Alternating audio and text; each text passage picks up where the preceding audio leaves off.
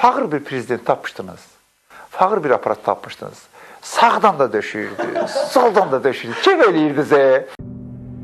Məsələ elə budur.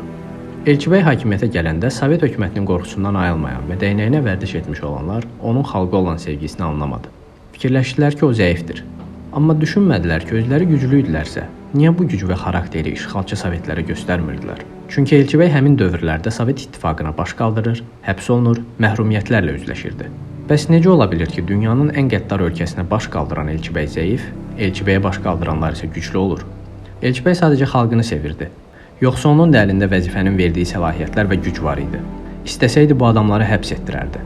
Əslində Elçibəy bizə imkan verdi ki, həmin adamları daha yaxından tanıyaq. Düşünək, müqayisə edək, təhlil edək və nəhayət anlayaq ki, günah özümüzdədir. Elçibəydən sonraki illərdə həm də anladıq ki, xalqa ən böyük zərbəni cahillər vurur. Çünki məhz cahillər elm, mədəniyyət, alim nədir bilmir. Onun anladığı dil sevgi deyil. Elçibəyə hardan anlayacaqdı ki? Hörmətlə, Mübariz.